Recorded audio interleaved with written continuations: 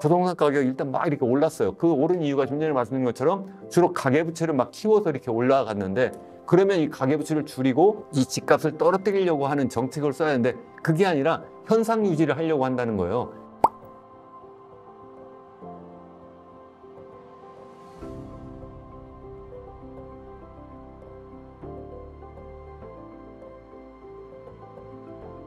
네, 안녕하세요. 이현웅 교수의 경제포럼, 오늘도 함께 해주셔서 감사합니다. 오늘은 특별히 우리나라의 부채 문제에 대해서 한번 말씀을 드리려고 합니다. 그동안 제가 사실 우리나라는 부채가 너무 많다. 그중에서도 특별히 가계부채가 너무 많고 그 가계부채를 계속 불려가면서 우리나라 주택가격을 계속 높이고 이것이 계속 반복되면서 결국은 집값을 전 세계에서 가장 높은 수준으로 높여나왔고, 그게 또 다시 가계부채를 다시 또 키우는 그러한 작용을 하고 이러면서 계속 악순환이 계속되면서 우리나라에 정말 앞으로 정말 버블이 꺼진다면 바로 그것이 부동산 버블이고 그 가계부채 버블이다, 이런 말씀을 드렸는데요. 그에 대해서 마침 최근에 전 세계 소위 국제결제은행이라고 하는 BIS에서 발표한 그 국가 부채 비교 그러한 보고서가 있었는데, 그걸 최근에 우리나라 언론에서 많이 이제 보도를 하고 있더라고요. 그래서 그 문제에 대해서 제가 종합적으로 한번 말씀드려 보려고 합니다. 그래서 여기 여러분들 보시면 BIS가 지난해 기준으로 전 세계 주요 국가들의 국가 부채를 한번 비교해 봤더니, 우리나라는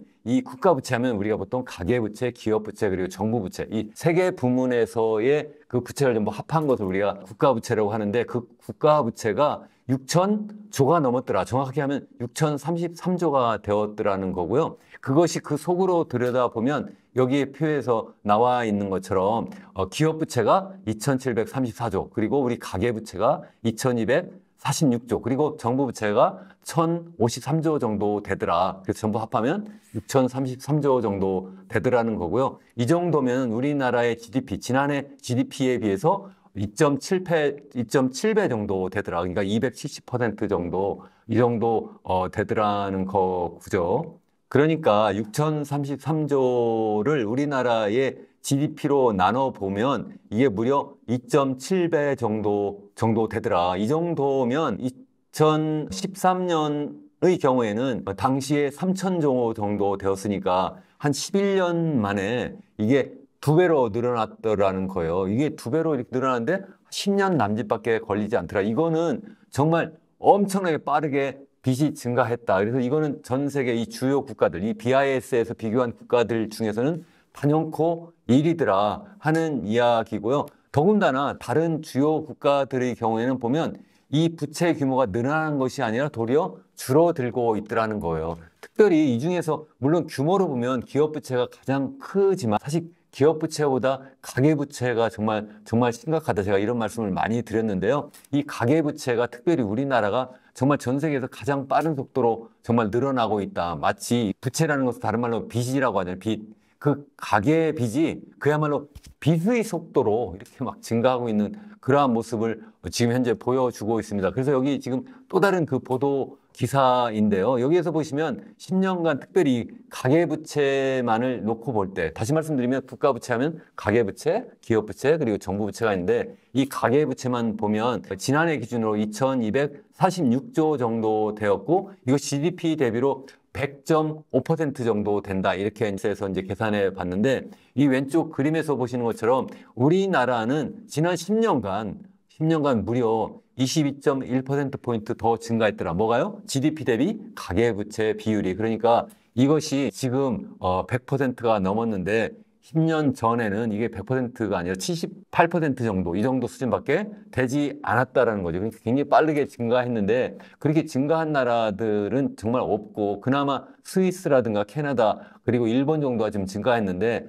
다른 많은 나라들, 영국이라든가 미국이라든가 유로 지역 국가들은 다 도리어 이 가계빚을 줄였거든요. 이렇게 빚 다이어트를 했는데 우리나라는 도리어 이 가계빚을 너무 빠르게 증가시켰다는 것이 정말 큰 문제다. 이 문제는 제가 계속해서 그동안 말씀을 드렸어요. 특별히 제가 빚으로 쌓은 집이라고 하는 그러한 제목으로 우리나라에도 번역된 그런 책을 출판한 아미르 수피 미국 시카고 대학 교수가 최근에 지난해에 워킹 페이퍼로 발표한 그 내용도 제가 소개시켜드린 바가 있었는데, 여기 그림에서 보시는 것처럼 2005년부터 2020년대 초까지 보면 한국과 중국의 GDP 대비 가계부채 비중이 가장 빠르게 증가하고 있더라. 우리나라는 이 2005년 경우에 한 60% 정도 수준이었는데 이게 좀 전에 말씀드린 것처럼 100%를 넘었고 중국 같은 경우에는 이게 한 18% 정도 수준이었는데 이것이 한 60% 수준까지 이게 상승했더라. 두 개 다 굉장히 빠르게 증가한 것이 이게 정말 큰 문제다. 그러니까 사실은 어떤 그 변수 또는 어떤 그 상황을 볼 때 우린 꼭 두 가지를 봐야 되는데 하나는 뭐냐면 그 규모가 얼마이냐도 중요하지만 그 규모가 얼마나 빠르게 증가하느냐의 문제거든요. 근데 여기 보시는 것처럼 이 엄청나게 빠르게 증가했다. 특별히 우리나라는 규모도 단연코 전 세계에서 가장 빠른 높은 큰 규모인 경우가 되고 있기 때문에 그것도 걱정이지만 또 그 규모가 굉장히 빠르게 증가했다. 중국은 그 규모는 우리나라에 비하면 사실 세 발의 피라고 볼 수도 있는데 그래도 아미르 수피 교수는 이것도 굉장히 심각하다 이렇게 지금 보고 있는 거고요. 이 녹색 선으로 표시된 것은 전 세계의 평균이에요. 전 세계적으로 보면 이 가계부채가 GDP 대비로 볼 때 증가하지 않았거든요. 그냥 한 60% 수준에서 그냥 있는데 우리나라는 계속 이게 증가해 오고 있는 것이 정말 큰 문제다. 그래서 이 문제가 정말 앞으로 우리나라에서는 정말 이게 가장 아픈 고리. 어쩌면 이것이 시한폭탄의 뇌관이 되는 아주 중요한 정말 심각한 문제다 하는 말씀을 제가 그동안 계속 말씀을 드렸습니다. 정말 왜 그럴까 해서 제가 여기 몇 가지 제가 다른 나라와 비교한 그러한 도표를 몇 개 가져왔어요. 특별히 첫 번째 가계부채, 두 번째 기업부채, 세 번째 정부부채 이렇게 제가 차례대로 보여드리려고 하는데 여기 보시면 한국 이건 IMF 자료인데요. 이번에는 IMF 국제통화기금에서 계산해서 제공하고 있는 그 데이터를 가지고 그린 그래프를 여러분들께 보여드리고 있는데요. 여기 보시면 한국 맨 오른쪽 제일 높이 올라가 있는 것이 한국인데요. 주황색 선으로 표시된 거예요. 이것이 GDP 대비 가계부채인데요. 이것이 보면 우리나라는 제일 빠르게 증가하고 있잖아요. 그래서 이게 지금 105.09% 정도까지 올라갔다. 이렇게 지금 IMF에서 지금 보고 있고, 좀 전에 말씀드린 그 105%, 거기는 뭐 100% 남짓 이렇게 이야기를 하고 있는데, 어쨌든 이게 연도에 따라 좀 다르고 또 추계하는 방법에 따라 조금 다르긴 하지만 대부분 다 이게 100% 넘고 있고, 그리고 이것이 굉장히 빠르게 증가하고 있다는 것이고요. 그 옆에 보시면 미국이라고 되어 있잖아요. 보라색으로 되어 있는 것. 이 미국 같은 경우에는 이게 증가했다가 이게 감소하고 있잖아요. 이거 최고치를 찍은 게 언제냐면 100% 정도 수준, 99.5%였는데요. 이게 바로 2007년도, 바로 글로벌 금융위기, 서브프라임 모기지 사태가 막 터지기 직전 상황이 바로 100% 근접했던 시점이에요. 다시 말씀드리면 미국이 소위 얘기하는 서브프라임 모기지 사태가 나고 그것이 전 세계의 글로벌 금융위기로 전이가 된 시점이 바로 가계부채가 GDP 대비로 100% 수준까지 도달했을 때 터졌다. 근데 우리나라는 지금 그 수준에 이미 도달했을 뿐만 아니라 이미 그걸 넘어서고 있다는 거고요. 또 미국 같은 경우 그 직전에 얼마나 빠르게 이게 증가했나 보세요. 이 가계부채 비중이. 그러다 톡 터졌거든요.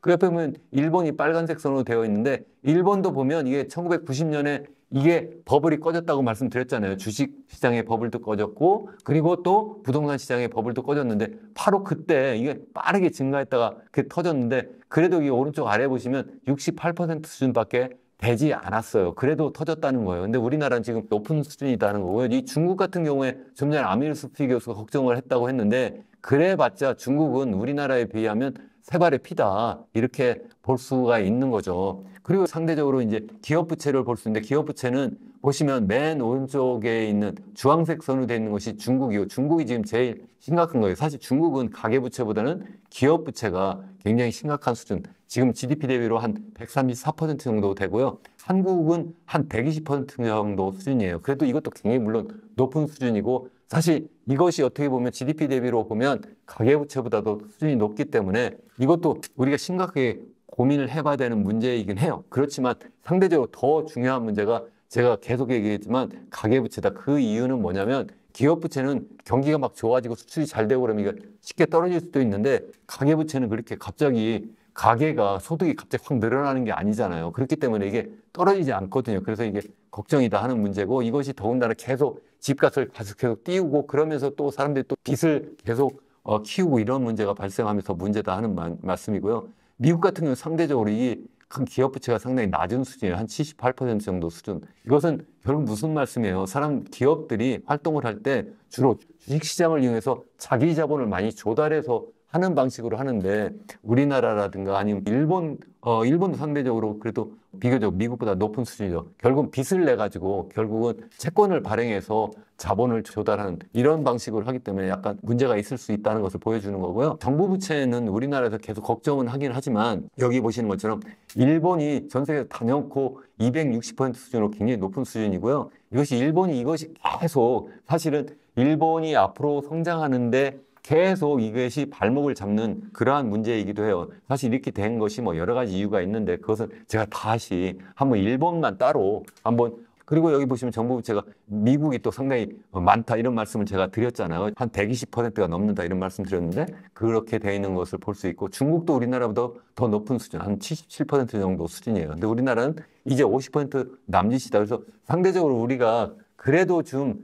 어떻게 좀 움직일 수 있는 그러한 공간이 있는 것이 그나마 정부 부채다는 말씀이고요. 좀 전에 말씀드린 가계 부채는 전 세계에서도 가장 높은 수준, 한 105% 정도 수준인데 사실은 뭐 스위스라든가 호주, 캐나다가 더 높다 이렇게 이야기를 하지만 제가 여러 번 말씀드리지만 우리나라만에 있는 이 사인 간, 개인 간의 부채가 있어요. 그게 바로 뭐냐면 전세 보증금이에요. 우리가 어느 집에 그냥 그 전세 입주를 할 때 어떻게 해요? 전세금을 그 임대인에게 우리 임차인으로서 그걸 보증금으로 지불을 하잖아요. 그게 결국 뭐예요? 임대인 입장에서 하면 그 돈을 빌린 거잖아요. 이게 사실 더 위험한 거예요. 지난번에 우리 뭐 깡통 전세, 역전세 뭐 이런 걸 할 때 그게 사실 문제가 계속 터지잖아요. 이것이 금융기관으로부터 빌린 돈보다 더 위험한 거거든요. 그것을 포함하면 그것이 우리나라 한 1,000조 정도 되거든요. 그것을 포함하면 전 세계 단연코 1위다 하는 말씀도 드렸고 또 뿐만 아니라 자영업자들이 빌린 돈도 그 속을 보면 기업 활동하기 위해서 빌린 것도 있지만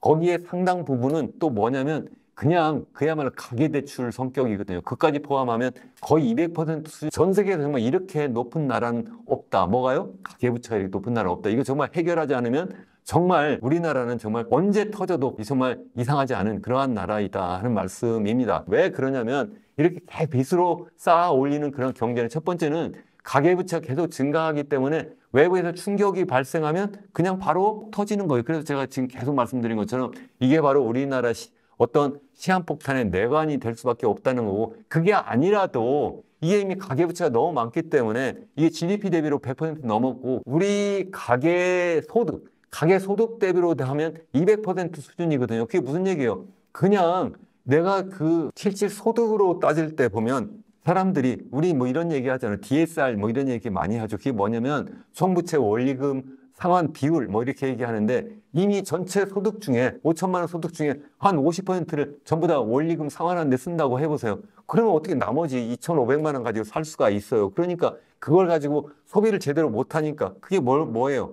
결국 그게 사람들이 소비를 제대로 못하게 되니까 경제에 보면 GDP 보면 소비가 제일 큰 비중을 차지하거든요. 그게 우리나라 같은 경우는 한 50% 정도 차지하고 있는데 거기 절반을 차지하는 그 소비가 제대로 살아나지 못하게 되니까 그게 결국은 이 대차 대조표 불황이라고 하는 그러한 결국은 경제 불황, 경제가 계속 크게 빠른 속도로 성장하지 못하는 그러한 요인이 된다는 거고 뿐만 아니라 계속 이렇게 가계부채를 우리나라 사람들이 가계부채 속을 보면 거의 대부분이 뭐냐면 주택담보대출이거든요. 주택담보대출이 거의 80%니까 결국 그게 뭐예요? 결국 그거 빌려가지고 집 사는 데 썼다는 거거든요. 그렇게 하니까 결국 뭐 그 주택을 또 계속 공급을 하겠다고 해서 계속 건설 투자 많이 해가지고 계속 말씀드리지만 우리나라 GDP 대비 좀 전에 말씀드린 소위 소비 수요가 한 50%지만 이 투자 수요가 한 31%, 2% 정도 되거든요.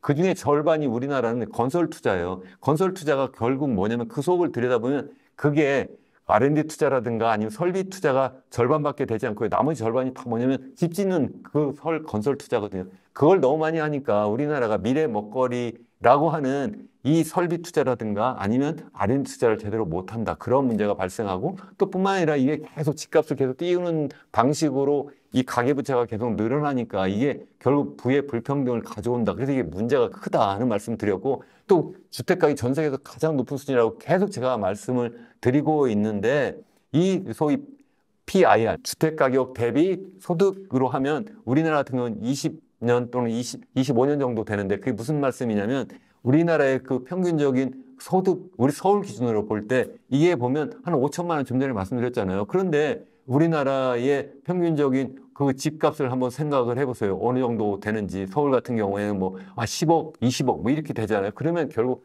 금방 20년 뭐 이렇게 나오잖아요, 답이. 그래서 전 세계에서 보면 이 소득 대비로 보면 주택 가격이 서울이 뉴욕 같은 데에 비해서 거의 2배 이상 다 높아요. 선진국 기준으로 보면 우리나라가 단연코 1위거든요. 이거 굉장히 문제다. 이렇게 집값이 높으니까 젊은이들이 이게 어디 들어가서 살 수가 없으니까 결혼도 못하고 그리고 또 아이도 갖지 못하는 이것이 결국 출산율 하락을 가져오고 또 출산율 하락이 계속 전 세계에서 가장 이 심한 수준으로 출산율이 전 세계에서 가장 낮다고 말씀드렸잖아요. 0년에 0.72명이고 올해는 0.65명 수준까지도 떨어질 수도 있다. 이런 이야기를 계속 하고 있는데 그렇게 되니까 우리나라 인구 고령은 또 전 세계에서 가장 빠르고 그렇게 되니까 이것이 우리나라의 경제 성장 잠재력을 떨어뜨릴 수밖에 없다. 그러니까 이 아미르 수피 교수 같은 사람은 어쨌든 이렇게 계속하면 안 된다. 그런 이야기를 계속하고 있고 또 뿐만 아니라 뭐 이 로버트 실러 예일대 교수, 이 노벨상 받은 분이죠. 이분은 버블 경제학이라고 해서 굉장히 유명한 분이잖아요. 이분이 뭐라고 이야기는